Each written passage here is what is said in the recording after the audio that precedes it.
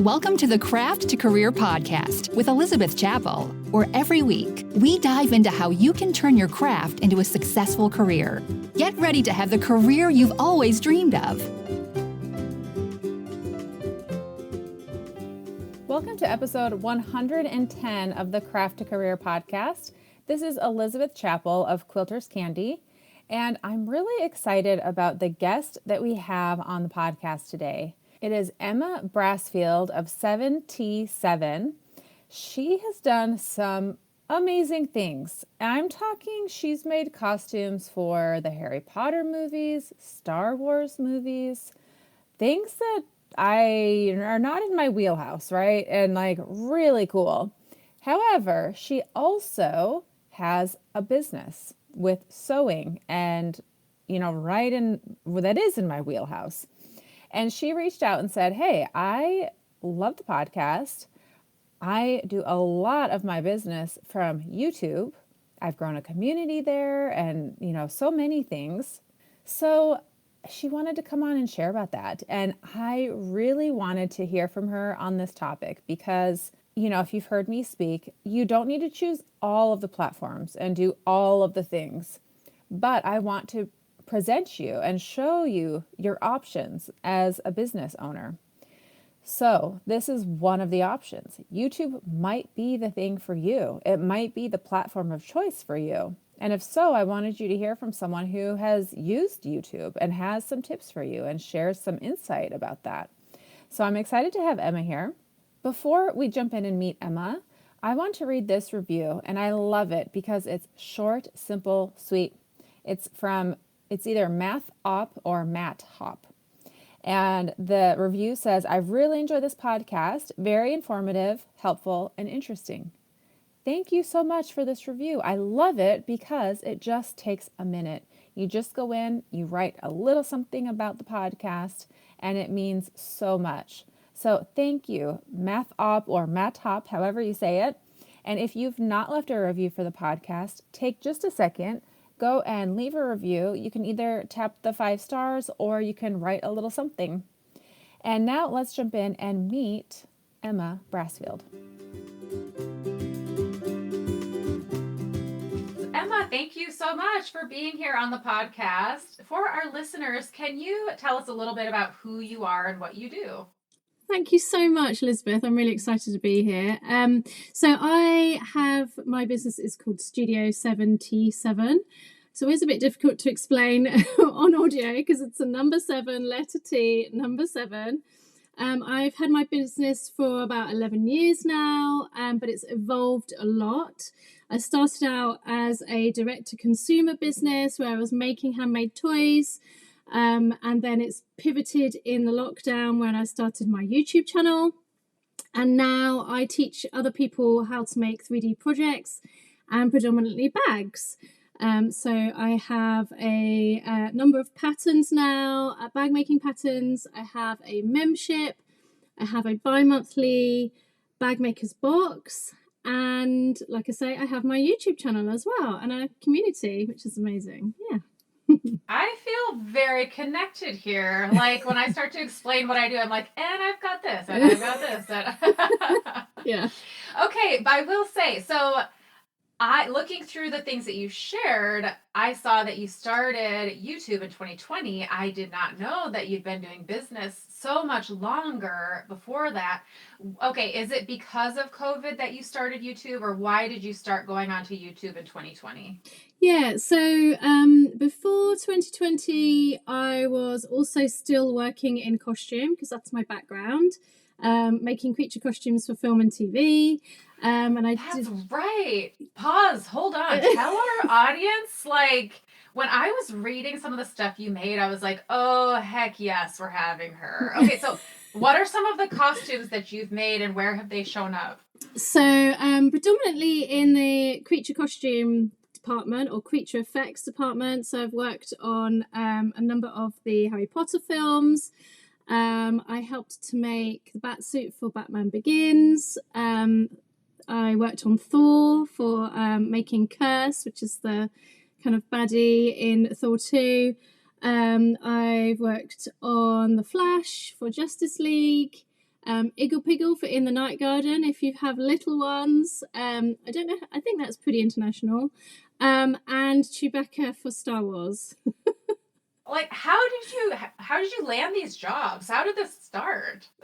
So I did a degree in costume and special effects, and I just kind of obviously that was in London, in case you can't tell that I'm English. And I went to London College of Fashion, and it's a really good college there, and they get outside tutors in and everything. So we had a little bit of connection to the industry anyway. And then as I left, I was just very determined. I am quite a determined person. I think you have to be if you're self-employed in your own business. Yeah. And then I landed a job as a trainee on Harry Potter 3, and which is Prisoner of Azkaban. And then it just kind of, it's very much who you know, and kind of showing that you can work hard and get on with people, and obviously you can do the work, and then it just kind of snowballs. So yeah. Well, and you are determined. So in the best way. Like, I love that you reached out. I think you sent a DM, and the person on my team who runs the Instagram for the podcast told me about your DM, and I read through it. I'm like, oh, that's interesting.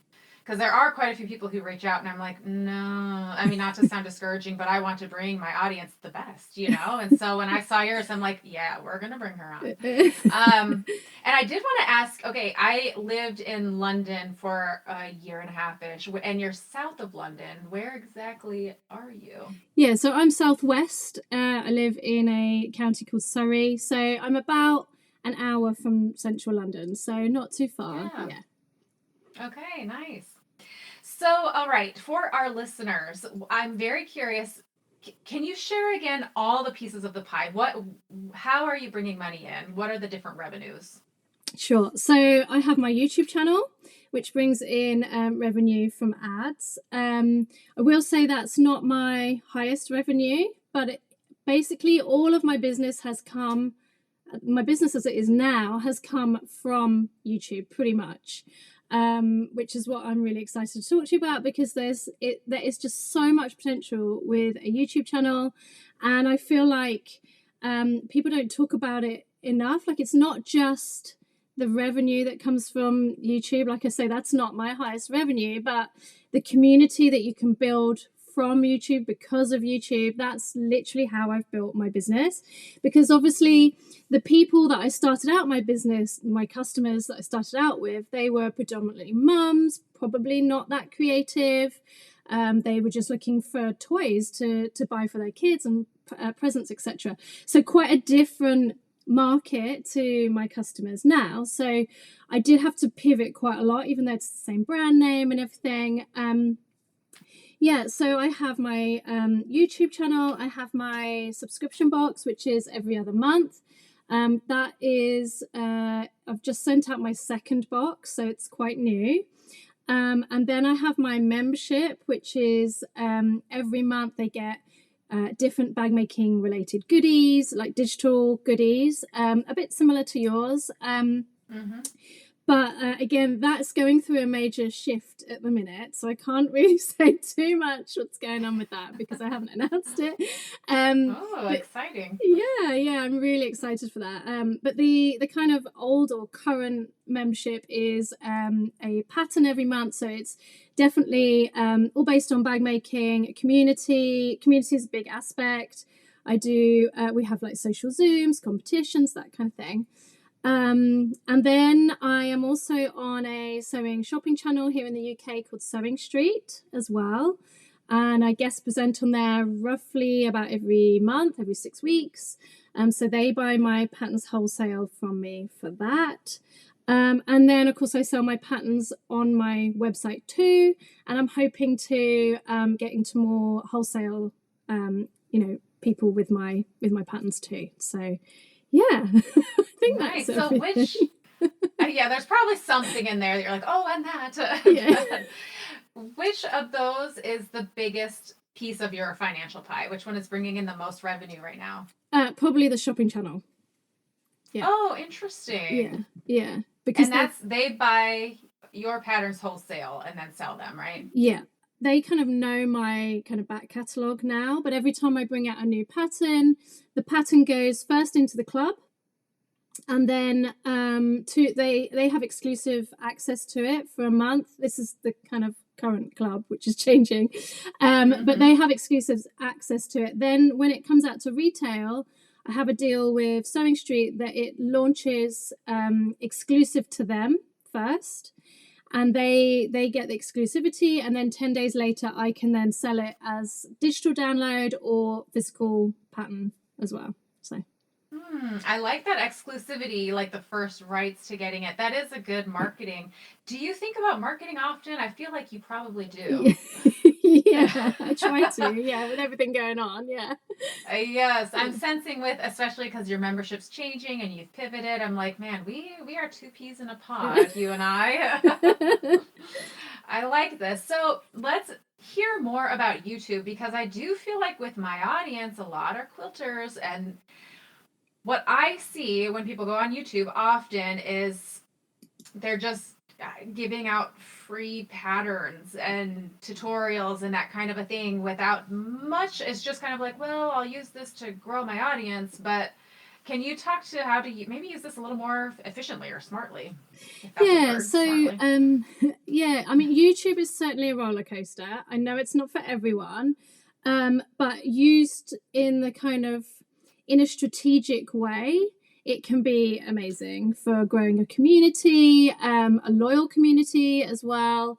It's not an easy route, but it's really amazing what can happen. I mean, Sewing Street came from YouTube.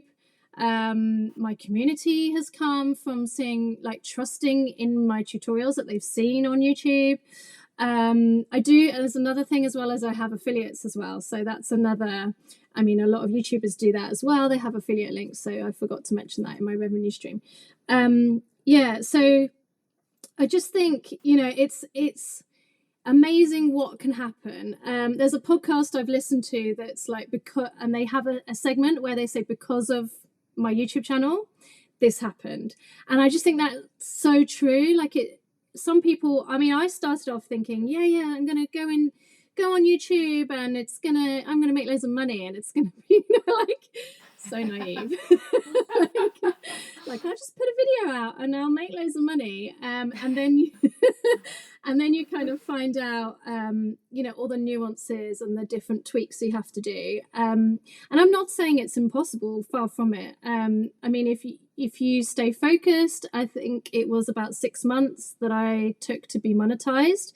I think it takes average around a year to get monetized on YouTube. Well, and you do have to be consistent. Like I say, you have to be strategic, and just kind of either research or have someone helping you getting those little tips and tricks to get there, because there are different things that you can do to make it go a bit quicker. It's just amazing what can happen from your YouTube, really. I think anyone that has a creative business should be on there, and there's different obviously forms you can do your tutorials. I started off for sure doing free tutorials. That is how I got my got over the monetization kind of threshold, because you have to have 4,000 watch hours and 1,000 subscribers before you are monetized.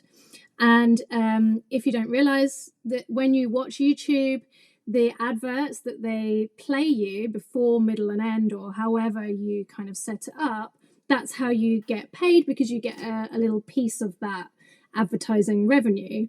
And it does depend on your niche. So obviously this isn't really going to apply to your listeners, but say you're in the financial niche, then the advertisers are going to pay a lot more. So your CPM, cost per mil, which actually means thousand, it's very confusing, it's not cost per million, will be a lot higher than say, I don't know, selling children's clothes or something. Right. yeah, exactly. But actually quilting isn't too bad. It's quite a good CPM. Yeah. Okay. So, quilting and sewing, I should say. Yeah. So, but I mean, I want to point out too, YouTube, this is a great revenue, whether someone chooses Instagram, Pinterest, blog, podcast, whatever you choose. People generally think, oh, well, this one's not working. It's too hard. I'm going to jump to the next one. None of them are easy. They all take consistency and, learning. And so, but YouTube might be a really great fit for someone, for one of the listeners or many of the listeners. So I'm curious because looking through what you've shared, it looks like you first got a lot of sales by doing a tutorial and then saying if you want the pattern, you can buy that in the link. Is that right? Yeah, so I started off, like I say, doing all these free tutorials, and that got me over the monetization. And and then now I'm going to try and swing it back a little bit more. But now I predominantly at the minute, my videos come out for my club members. I can flick the switch so that it's ad free, so they watch them without ads, uninterrupted. You can add chapters as well, so people can jump ahead, so that say you're sewing along with something, or you're making something, and you're using the PDF instructions, but you get stuck on like the zipper or something. For me, because I'm a bag maker, you can go into the description and then it will have like how to insert the zipper or whatever you want to put, and YouTube will allow you to click on that and it will take you straight to that part of the video. So it's a great tool for your audience, especially if you're making tutorials, which is like amazing for YouTube to be able to do that. It's great for your customers because they know that if they get stuck, they can have that there. And I noticed as well, I don't know if this is so much in the quilting world or other, creative niches, but certainly in the bag making world, I see a lot of people saying, I don't want a pattern if it doesn't have a video. I just don't want to buy it. And so, and you can do it without showing your face. You don't have to show your face. You can do it all through your hands, just showing the finished article. And then obviously your hands making the thing with a voiceover, etc. So if you're camera shy, please don't let that put you off. There's different ways, you can get around it. But yeah, so that's what I do. At the minute, I want to bring my channel back round so that I'm peppering it in with like really interesting videos as well, not just at the minute like I have been doing, which is just like making tutorials that are connected to my patterns. So yeah, there's loads of different things you can do. It's really fast. So, yeah, what other things are you wanting to sprinkle in there besides, what you just mentioned? I want to do more kind of like what's going to happen. I'm going to try and make this thing. Will it work? What tools am I going to use? What kind of issues am I going to come up against? How do I overcome them? Do I give up? That kind of. No, I was just going to say a little bit more kind of vloggy, but not really a day in the life. Not that kind of vlog, but. Right. Is that okay? It seems like that's a really good strategy for YouTube. Where are you learning these strategies? And you mentioned there are, you got to learn. There's loads of stuff on YouTube, but it can be really overwhelming. And so I can't tell you how many hours I've spent searching through all the YouTube videos, just trying to get little nuggets here and there. There's a lot of gatekeeping, kind of thing. So I'm actually in the process of writing a course, which I'm really excited about, which is just for people. Well, anyone can do it, but it's going to be aimed at people who are making tutorials or wanting to show their creativity on YouTube. So whether that's tutorials or like the vlog kind of style that I'm talking about, or like shopping hauls, but in a creative way. So I'm really excited about that. It's going to be a 10-week, 10-module course, like proper deep dive into all the different ways you can do it. We're going to have a tech week. I've got an amazing expert coming in with that because tech is not my forte.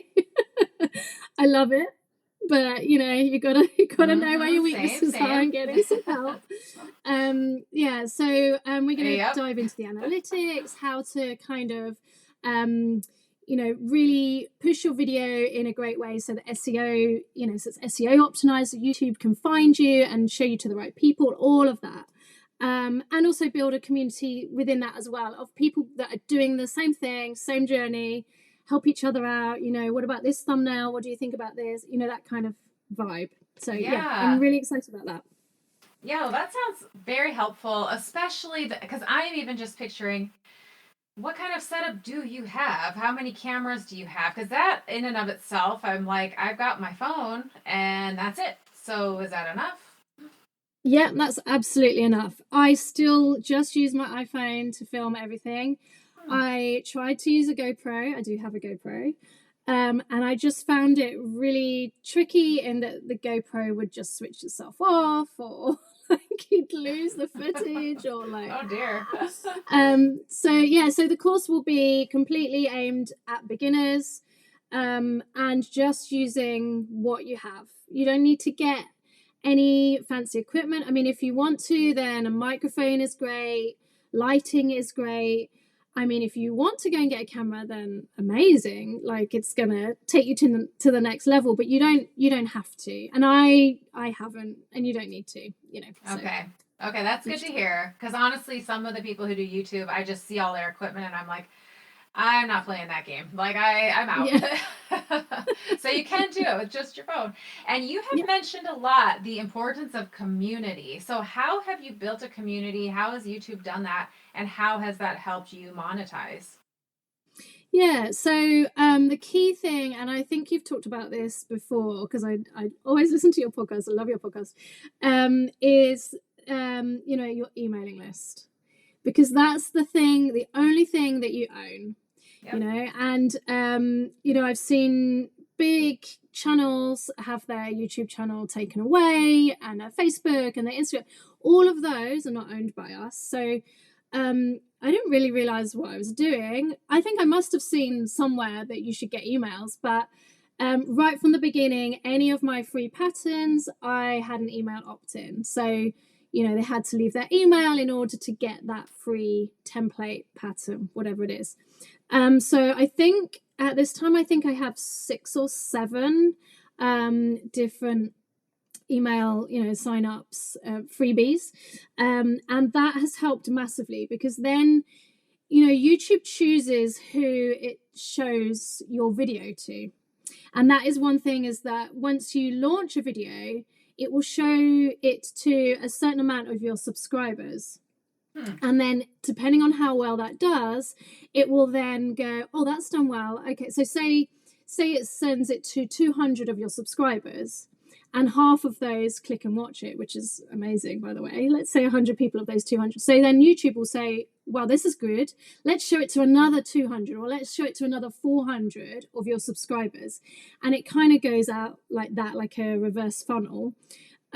So if you can get emails from people, it kind of bypasses that a little bit, because you've got your target audience in your email system. So you can send out reminders like, hey, it's Friday, I've got a video coming out, here's the link, and you can try and get people to the platform that way, which YouTube also and likes then to. It seems like you can make sure that even if YouTube doesn't decide to share it with your audience, you are, so they can really be sure to know that that's there. And I'm curious, on YouTube, I haven't done a whole ton of it.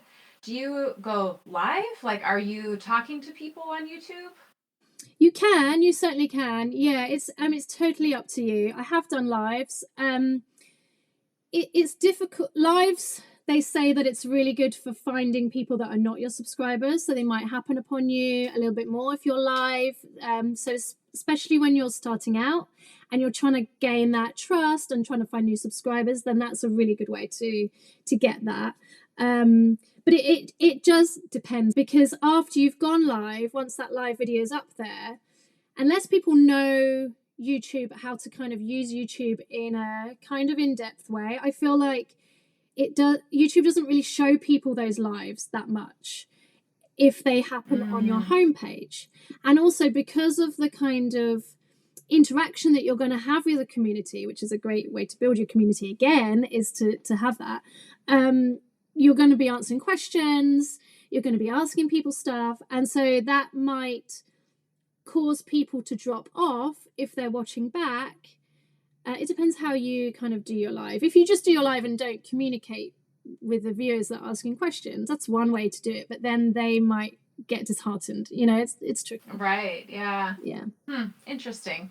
So what would be your biggest, like, if someone's thinking of doing YouTube or they're interested in it, what would you say, think about this before you jump in? My top tip is to try and take away ums and ahs, because the biggest thing is the biggest thing is you want to keep people watching. So you want to, it's like they always say with reels, you got to hook them in, you know, those first few seconds, it's exactly the same. And like I touched on before, YouTube will reward you depending on how long people watch. So if you've got a 30-minute video and people are only watching for 30 seconds, it's going to think it's not a good enough video. So you need to try, and that's really difficult with tutorials, don't get me wrong. Like, that's another reason why I want to pepper different videos in to try and get my not watch hours up, but my watch time up, because it's difficult with a tutorial because people might watch the beginning and go, oh yeah, that's a really cool bag, and then or whatever it is you're showing, and then go off, get the pattern, brilliant, and make it, but not watch the rest. That doesn't mean they don't like it. They just don't need to watch. Not everybody wants to sew along. So it is good to have different kind of areas of styles of videos on your channel to get different people into your channel. Yeah. That's smart. That is really smart.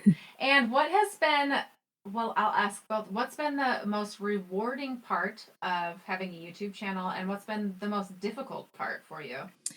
I think the most difficult part is when you put out a video and you've spent hours and hours and you feel like you've done everything right, you've done what all the gurus say, and then it doesn't do well. And that's really like, oh, it's really crushing. But then sometimes you put out a video and you don't think it's going to do well, and it does really well, and that's just like the best feeling. It's a proper roller coaster, is YouTube. Yes.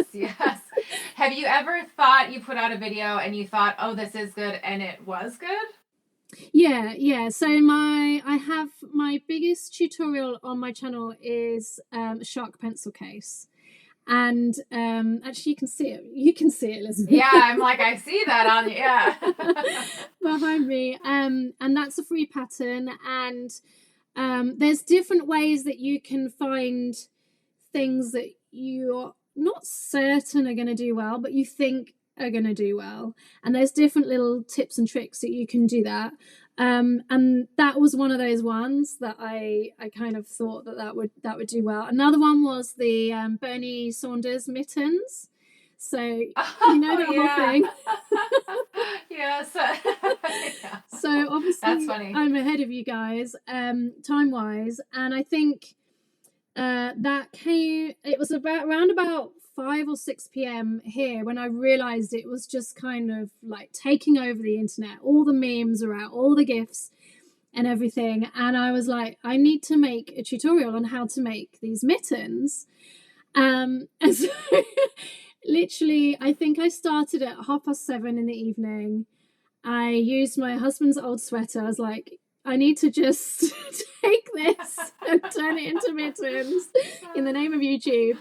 And I think I got the video up online on YouTube around 4 or 5 in the morning. Literally, I didn't stop. I had to write the pattern. It's the quickest pattern I've ever done.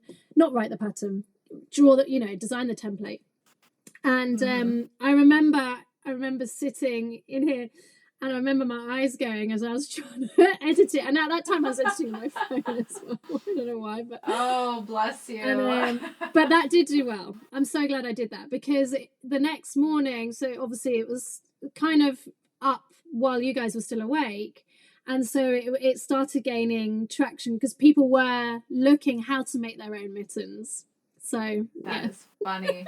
So how did you ever so slightly said, there are tricks to learn what's trending, basically. How did you know the shark case was going to do well? Because you said I had a feeling it would do well. How did you have a feeling? Yeah, so I don't know how I found it. I don't know if I found the creator on Instagram or I don't know, but I found this shark pencil case tutorial in Spanish and maybe Korean.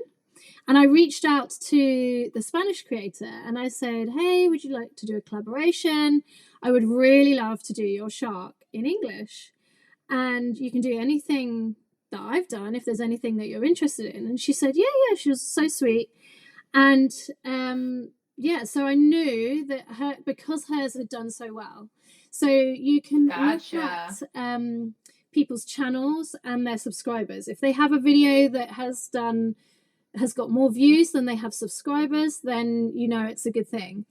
And you shouldn't copy them, of course. You should never copy. But if there's a way that you can add a twist to it, so like me in a different language.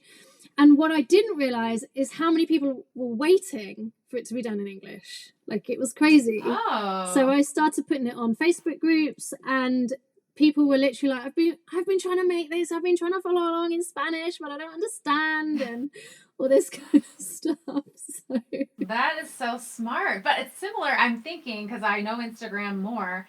If I follow certain people or I see some reel that's blown up like millions of views, clearly something about that is resonating. So you can try and see what is it and how could I do that with my own thing, Yeah, exactly the same thing. It's the same. I guess it's similar on all socials, isn't it?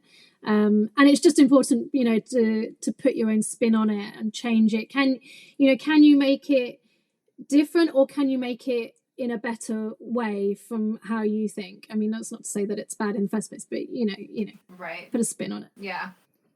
So did that person end up taking one of your tutorials and doing it in Spanish? Yes, yeah, they did. Yeah.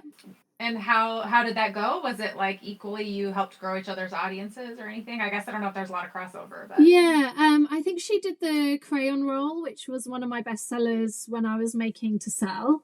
And I don't know if it did as well, unfortunately. It's difficult. You never know. She took your bestseller, you took hers. Yeah. What can you do? Yeah. Well, that's really cool. So, and also I'm curious, with the physical subscription box that you have, it's every 2 months, right? Yes. That you send that out? Yes, correct. How did you get started with that? And how many people are joining that? If you want to share, if not, that's totally fine too. That's fine. So I had an idea to do a Advent box just before Christmas. Well, it was last summer. So I launched it in the summer. I did a pre-order, and everybody had it shipped at the beginning of November, so that I had loads of time, because I do sell internationally as well. I have a lot of my community are internationally, especially in the States and Canada, etc. And so that did really well. I sold 100 of those. And I really wanted to get to 100 because, as everybody knows, when you buy in bulk, it's kind of 100 is like the golden number to start with. So I was really pleased with that. It was called the 12 days of bag making. So every day, or every 12 days, or you could do every other day. Or I did have some people just open them all at once. They were so excited. But you got for 12 packages, or 12 paper bags with a number on, and you had to open them in order.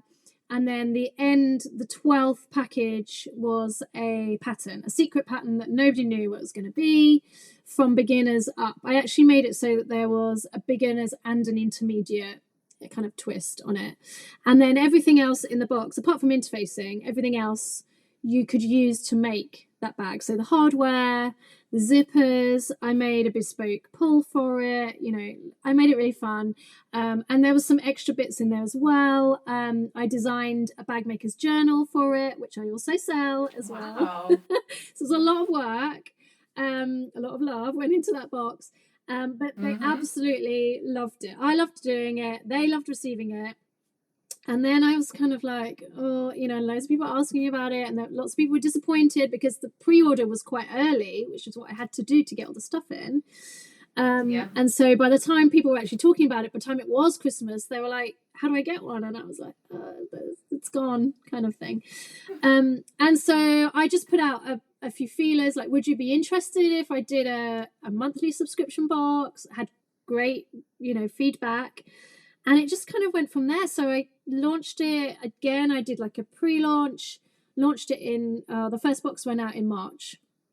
And then, it's just gone again in May. And then the next one will be July. But we've sold out again.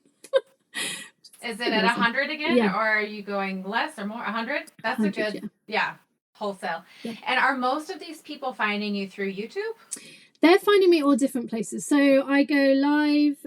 I think it's really good to have a kind of multi-prong attack, if you like. Definitely YouTube helped me so much in the beginning, especially to get my name out there amongst the bag making community, and just show my tutorials and my style. And it's always there. It's evergreen, right? So every month, even if I stop YouTube tomorrow, never put another video up, I will still earn money from that until YouTube says no more, kind of thing. And obviously it will go down. Like, YouTube wants you to be consistent. They're probably going to stop showing your videos so much if you're not, you know, that kind of thing.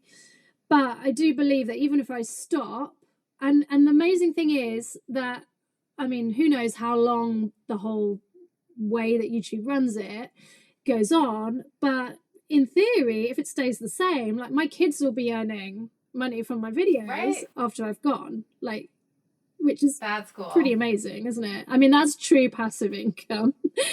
Right. I love passive income where you're earning money while you sleep. That's the goal. Which you're thinking of that with your membership as well, your digital membership, it sounds like. I'm very excited to see how that evolves and changes. So I'll have to keep an eye on that.